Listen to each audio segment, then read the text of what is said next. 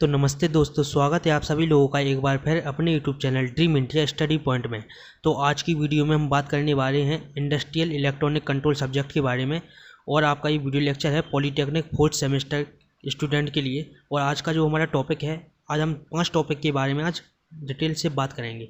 पहला जो हमारा आज का टॉपिक है वो है थायरिस्टर की विशेषताएँ। दूसरा टॉपिक है हीट सिंक। तीसरा टॉपिक है हमारा सिलेक्शन ऑफ हीट सिंक। पांचवा टॉपिक है triggering the thyristor by UJT. और पांचवा जो हमारा टॉपिक है वो है method of switching of SCR. तो चलिए सबसे पहले हम पहला टॉपिक पढ़ते हैं थायरिस्टर की विशेषताएं।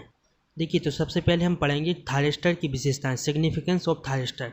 देखिए, थायरिस्टर की करंट कैरिंग कैपेसिटी, इसको हम हिंदी में कहेंगे धारा पास करने की क्षमता। थायरिस्टर की धारा पास करने की क्षमता से यह पता चलता है कि वह कितनी धारा वहन करने की क्षमता रखता है। देखिए, इसका मतलब ये है कि थायरिस्टर की करंट कैरिंग कैपेसिटी से हमको ये पता चलता है कि थायरिस्टर अपने अंदर से कितनी धारा बहने की क्षमता रखता है। ठीक है, इसके बाद है थायरिस्टर की करंट रेटिंग। दो प्रकार की होती है। थायरिस्टर की जो करंट रेटिंग होती है वो हमारी दो प्रकार की होती है। एक होती है कंटिन्यूस और दूसरी होती है इंटरमिटेंट। तो देखिए, कंटिन्यूस का मतलब है लगातार और इंटरमिटेंट का मतलब है कम समय के लिए कार्यशील। कंटिन्यूस में आपकी लगातार धारा प्रवाहित होती रहती है और इंटरमिटेंट में आपकी रुक रुक कर कुछ कुछ समय बाद आपकी धारा प्रवाहित होती है। इसके बाद इसका जो दूसरा पॉइंट है थायरिस्टर की विशेषता में, तो देखिए थायरिस्टर की दूसरी विशेषता है वोल्टेज रेटिंग ऑफ थायरिस्टर। ठीक है, तो थायरिस्टर की वोल्टेज रेटिंग सामान्यतः PIV, पीक इनवर्स वोल्टेज, जो आपका PIV है पीक इनवर्स वोल्टेज के रूप में व्यक्त की जाती है। थायरिस्टर की वोल्टेज रेटिंग का तात्पर्य उसकी वोल्टेज सहन करने की क्षमता से है। ठीक है, जो आपकी थायरिस्टर की वोल्टेज रेटिंग का तात्पर्य आपकी वोल्टेज सहन करने की क्षमता से है। देखिए, PIV पीक इनवर्स वोल्टेज, ये हमने इंटर में इसके बारे में पढ़ा है। और जिन्होंने इंटर में इसके बारे में ना पढ़ा हो या भूल गए हो, तो देखिए 2 लाइन में हम पीक इनवर्स वोल्टेज को भी समझ लेते हैं। देखिए, तो ये हमारी पीक इनवर्स वोल्टेज की परिभाषा। वह maximum voltage, peak inverse voltage के अंतर्गत हम लिखेंगे वह मैक्सिमम वोल्टेज जिसकी डिवाइस आसानी से बिना ऑन हुए सहन कर सके। जिसकी डिवाइस आसानी से ऑन हुए सहन कर सके, उसी डिवाइस को हम क्या कहते हैं, PIV कहते हैं। या इसको सरल भाषा में ये भी कह सकते हैं कि वह मैक्सिमम वोल्टेज जो डिवाइस सहन कर सके, ठीक है, उसे हम डिवाइस की क्या कहते हैं, PIV पीक इनवर्स वोल्टेज हम कहते हैं। इसके बाद जो हमारा तीसरा पॉइंट है इसके अंतर्गत थायरिस्टर की विशेषता के अंतर्गत, तो तीसरा पॉइंट हमारा है जंक्शन टेम्परेचर। जंक्शन का जो आपका है टेम्परेचर, ठीक है, किसी भी सेमीकंडक्टर की टेम्परेचर रेटिंग वह होती है जो कि निर्माता द्वारा निर्धारित की होती है। मतलब सेमीकंडक्टर की टेम्परेचर रेटिंग वो होती है जो मतलब हमारा जो थायरिस्टर बनाते हैं, ठीक, निर्माता जो उसको बना रहा है उस द्वारा जो निर्धारित की हुई है रेटिंग, वही आपकी क्या होगी, टेम्परेचर रेटिंग होती है। किसी सेमीकंडक्टर की टेम्परेचर रेटिंग होती है जो कि निर्माता द्वारा निर्धारित होती है तथा परिपथ में थायरिस्टर को कनेक्ट करते समय इस बात का विशेष ध्यान रखा जाना चाहिए कि ताप निर्धारित सीमा से अधिक ना हो, अर्थात थायरिस्टर ख़राब हो जाएगा। मतलब देखिए, जब आप थायरिस्टर पर ज़्यादा लोड डालेंगे, ठीक, उसकी सहन करने की क्षमता से अगर आप ज़्यादा लोड डालेंगे तो आपका थायरिस्टर क्या हो जाएगा, ख़राब हो जाएगा। इसलिए हम इस बात का जो कि है वो ध्यान रखते हैं। इसके बाद जो हमारा चौथा पॉइंट हम पढ़ेंगे फिंगर वोल्टेज। फिंगर वोल्टेज के अंतर्गत हम पढ़ेंगे वह मैक्सिमम वोल्टेज जो थायरिस्टर के एनोड व कैथोड के मध्य लगने पर थायरिस्टर कनेक्शन रीजन में आ जाता है। जो आपका थायरिस्टर कनेक्शन होता है वो रीजन में आ जाता है, फिंगर वोल्टेज कहलाता है। देखिए, वह मैक्सिमम वोल्टेज जो थायरिस्टर के एनोड व कैथोड के मध्य लगाने पर, वह मैक्सिमम वोल्टेज जो थायरिस्टर और एनोड के मध्य लगाने पर थायरिस्टर कनेक्शन रीजन में आ जाता है। जो आपका थायरिस्टर होता है वो कनेक्शन रीजन में आ जाता है, तो उसको हम क्या कहते हैं, फिंगर वोल्टेज कहते हैं। देखिए, अब हम इसके बाद पांचवा टॉपिक जो कि है वो पढ़ेंगे थायरिस्टर की वोल्टेज सेफ्टी फैक्टर। पांचवा जो हमारा थायरिस्टर की विशेषता हैं उसके अंतर्गत हमारा जो 5वां पॉइंट है वो है वोल्टेज सेफ्टी फैक्टर। ये आपका पहला ही टॉपिक चल रहा है अभी, ठीक है, थायरिस्टर की विशेषता चल रहा है अभी आपका। इसके अंतर्गत हमारे वोल्टेज सेफ्टी फैक्टर, देखिए थायरिस्टर की सुरक्षा कार्यशीलता हेतु उसका नॉर्मल वर्किंग वोल्टेज उसकी PIV peak inverse voltage rating से काफ़ी कम रखा जाना चाहिए, ठीक है। जो आपका नॉर्मल वर्किंग वोल्टेज होता है वो पीक इनवर्स वोल्टेज से क्या रखा जाना चाहिए, कम रखा जाना चाहिए। वोल्टेज सेफ्टी फैक्टर का जो आपका फॉर्मूला होता है वो होता है PIV peak inverse voltage upon √2 into RMS value of the rating point.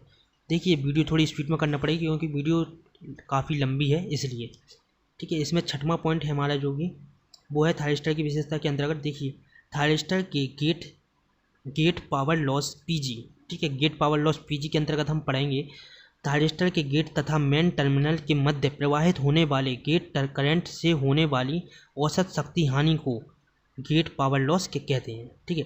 देखिए जो आपका मेन टर्मिनल के मध्य प्रवाहित होने वाली जो आपका गेट करंट होता है, ठीक है, गेट करंट से होने वाली औसत शक्ति हानि, आपकी गेट करंट से होने वाली औसत शक्ति हानि को हम क्या कहते हैं, गेट पावर लॉस कहते हैं। इसका मान मिलीवॉट में नापा जाता है या इसका मान मिलीवॉट में होता है तथा इसे AC सिग्नल का यूज करके कम किया जाता है। जो आपका गेट पावर लॉस होता है उसको AC सिग्नल का यूज करके हम इसे क्या कर सकते हैं, कम कर सकते हैं। गेट पावर लॉस PG के बाद जो हमारा 7वां टॉपिक है थायरिस्टर की विशेषता भी चल रही है, ठीक है। ये हमारा टॉपिक 7वां DI/dt रेटिंग। वह मैक्सिमम करंट परिवर्तन की दर जो थायरिस्टर ऑन स्टेट में सहन कर सकता है, ठीक है, वह मैक्सिमम करंट परिवर्तन जिसकी दर जो थायरिस्टर ऑन स्टेट में सहन कर सकता है, ठीक है, उसे क्या कहते हैं हम, DI/dt रेटिंग कहते हैं। DI/dt रेटिंग का मैक्सिमम मान 200 ओम एम्पियर प्रति सेकंड से अधिक हो सकता है। इसका जो मान होता है वो 200 ओम एम्पियर प्रति सेकंड से ज़्यादा हो सकता है। थायरिस्टर की विशेषता के बाद दूसरा टॉपिक जो हमारा है आज का वो है heat sink and selection of heat sink. देखिए अब थोड़ी वीडियो स्पीड में बनाते हैं, ठीक है, स्पीड में जरा आप थोड़ी जल्दी समझते चलेंगे वरना वीडियो काफ़ी लंबी हो जाएगी।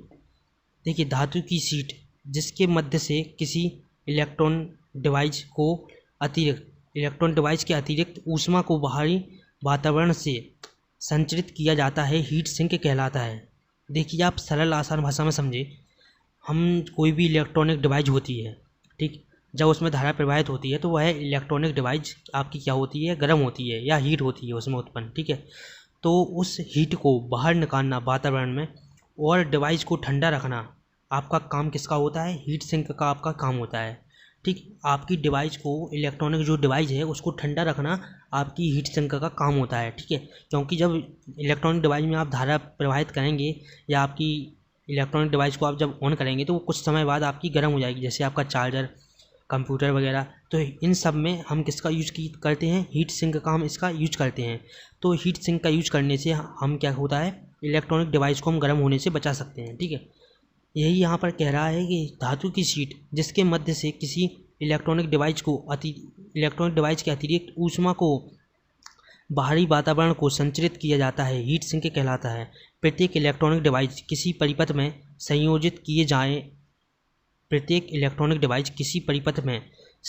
किए जाने परिपथ के परिचालन के दौरान कुछ ना कुछ हीट अवश्य उत्पन्न होती है। मतलब इसका कहना है कि प्रत्येक इलेक्ट्रॉनिक डिवाइस जो होती है आपकी, उसमें कुछ ना कुछ आपकी हीट थोड़ी बहुत उत्पन्न होती ही है। तो हाई पावर की सेमीकंडक्टर डिवाइस जैसे कि पावर ट्रांजिस्टर, SCR आदि में हीट की मात्रा कम होती है। जो आपकी और डिवाइस होती हैं पावर ट्रांजिस्टर और SCR, इनमें आपकी क्या होती है, हीट की मात्रा आपकी कम होती है। इसके बाद इसके बारे में थोड़ा और जानते हैं। अतः इस हीट को वातावरण में निकालना जरूरी है ताकि डिवाइस में ज़्यादा हीट ना हो। अतः इस कंपोनेंट को या डिवाइस को गर्म से ठंडा करने के लिए हम उत्पन्न करते हैं इसका उपयोग करते हैं हीट सिंक का हम उपयोग करते हैं डिवाइस को ठंडा करने में, ठीक है। अब देखिए हम पढ़ते हैं सिलेक्शन ऑफ हीट सिंक। तो किसी भी इलेक्ट्रॉनिक डिवाइस में हीट सिंक को लगाना बहुत ज़रूरी होता है क्योंकि हीट सिंक डिवाइस को हीट होने से बचाता है। तथा इलेक्ट्रॉनिक डिवाइस को ज़रूर ज़्यादा हीट से बचाता है और डिवाइस को ख़राब होने से भी आपका क्या है हीट सिंक बचाता है। आप हीट सिंक अगर आप गूगल पे डालेंगे तो आपने सभी लोगों ने हीट सिंक कहीं ना कहीं देखा होगा, और मैं आपको यहाँ पर भी हीट सिंक की आप फ़ोटो दिखा देता हूँ आप लोगों को। ठीक है, तो देखिए ये रहा आपका हीट सिंक। आप सभी लोगों ने हीट सिंक को देखा ही होगा कहीं ना कहीं, ये आपका कंप्यूटर में लगा रहता है। पंखे वगैरह जो आपके छोटे छोटे पंखे होते हैं उनके पीछे भी कहीं कहीं ये लगा रहता है। तो आपका ये हीट सिंक की आपकी फ़ोटो है, आप सभी लोगों ने इसको कहीं ना कहीं कभी ना कभी देखा ही होगा। तो ये इसका काम केवल ये है, ये आपकी इलेक्ट्रॉनिक डिवाइस को जो कि है गर्म होने नहीं देता है, और जो उसमें हीट उत्पन्न हो रही है उसको बाहर वातावरण में निकाल देता है, और आपकी डिवाइस को हीट होने से बचाता है और ख़राब होने से भी ये बचाता है। आज की वीडियो का चौथा टॉपिक जो आपका है वो है triggering of thyristor by UJT. Triggering the thyristor by UJT. देखिए एससीआर को ट्रिगरिंग करने की यह एक अत्यंत प्रचलित विधि है। मतलब इस विधि का हम ज़्यादातर उपयोग करते हैं एससीआर को ट्रिगर करने में। ठीक है, इसमें पावर लॉस कम होता है क्योंकि गेट पल्स लगातार अप्लाई होने की बजाय ट्रेन पल्स के रूप में अप्लाई होती है। कैपेसिटर की चार्जिंग रेट रेजिस्टेंस आरई पर डिपेंड करती है। देखिए ये है आपका चित्र।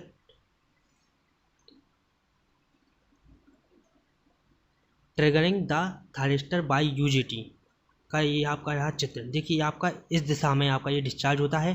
ठीक, ये आपका सी चार्ज हो रहा है। ठीक, ये है आपका RB2 RB1, ये है आपका ए, ये आपका SCR लगा हुआ है। ठीक, आपका यहाँ पर ये गेट लगा हुआ है। इस पॉइंट को हम कहेंगे VBB, base to base voltage, और इसको हम कहेंगे AC वोल्टेज। ठीक है, तो ये है इसका चित्र। देखिए हमको किसी भी टॉपिक के बारे में ज़्यादा नहीं पढ़ना है क्योंकि सिलेबस आपका बहुत ज़्यादा है, तो आप केवल उतना पढ़िए जितना कि आप याद कर सकें बस। ठीक, तो आज की वीडियो का आखिरी टॉपिक और पांचवा टॉपिक ये रहा आपके सामने, method of switching of SCR, या हम इसको कहेंगे SCR कम्यूटेशन। ठीक है, तो आज चलिए इसके बारे में पढ़ते हैं। थायरिस्टर को ऑफ करने की प्रक्रिया को हम क्या कहते हैं, कम्यूटेशन कहते हैं। मतलब आपका थायरिस्टर अगर ऑन होगा तो आप उसको ऑफ कर देंगे, तो उस प्रक्रिया को हम क्या कहेंगे, कम्यूटेशन हम उसको कहेंगे। किसी भी थायरिस्टर को चालन अवस्था में होता है, जब कोई थायरिस्टर चालन अवस्था में होता है तो वह चालन अवस्था में तब तक चालन अवस्था में बना रहता है जब तक कि उसकी धारा का मान इसकी होल्डिंग करंट के मान से कम ना हो जाए। इसकी जो धारा का मान है वो होल्डिंग करंट के मान से कम ना हो जाए, जब तक आपका थायरिस्टर क्या बना रहता है, ऑन बना रहता है। तो थायरिस्टर के कम्यूटेशन की दो विधि होती हैं, मतलब थायरिस्टर को ऑफ करने की दो विधि होती हैं। पहला जो आपका टॉपिक है वो है नेचुरल कम्यूटेशन, और दूसरा है आपका फोर्स कम्यूटेशन।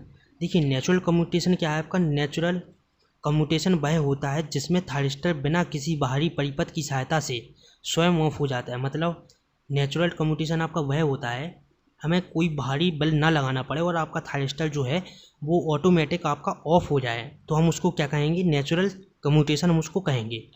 दूसरा आपका है फोर्स कम्यूटेशन। तो देखिए डीसी सर्किट में थायरिस्टर को ऑफ करने के लिए इसकी धारा फोर्सली किसी बाहरी परिपथ की सहायता से होल्डिंग करंट का मान कम किया जाता है। देखिए आप सरल भाषा में समझे, नेचुरल कम्यूटेशन का मान वह होता है, नेचुरल कम्यूटेशन हम किसको कहते हैं, नेचुरल कम्यूटेशन हम कहते हैं कि हम थायरिस्टर को किसी बाहरी परिपथ की सहायता से ऑफ ना करना पड़े, वो स्वयं ऑफ हो जाए। ठीक, उसको हम कहेंगे नेचुरल कम्यूटेशन। और फोर्स कम्यूटेशन हम कहेंगे थायरिस्टर को ऑफ करने में हमें किसी बाहरी बल का प्रयोग करना पड़े तो हम उसको क्या कहेंगे, फोर्स कम्यूटेशन हम उसको कहेंगे। तो देखिए आज की वीडियो में हमने 5 टॉपिक के बारे में पढ़ा। जो हमारा पहला टॉपिक था वो था थायरिस्टर की विशेषता, दूसरा था हीट सिंक, तीसरा हमारा था सिलेक्शन ऑफ हीट सिंक, चौथा था हमारा triggering the thyristor by UJT, पांचवा टॉपिक था method of switching of SCR। देखिए आज की वीडियो में हमने 5 टॉपिक के बारे में जाना, तो आपके 5 टॉपिक में से एक टॉपिक तो आपका पक्का आएगा ही। ठीक, और जो भी आपके छोटे छोटे पॉइंट है तो वो आपसे परिभाषा के रूप में पेपर में पूछ सकता है, तो इसलिए आप सभी को अच्छे से पढ़ते हुए चलें। और मेरी सलाह अभी भी यही है कि आप सभी लोग नोट्स बनाते हुए चलें। ठीक, आप सभी लोगों का रिजल्ट जहाँ तक की है जून की फर्स्ट वीक में आ जाएगा। ठीक है, जैसे ही स्थिति सामान्य होगी आप सभी लोगों का रिजल्ट जल्दी से जल्दी आ जाएगा।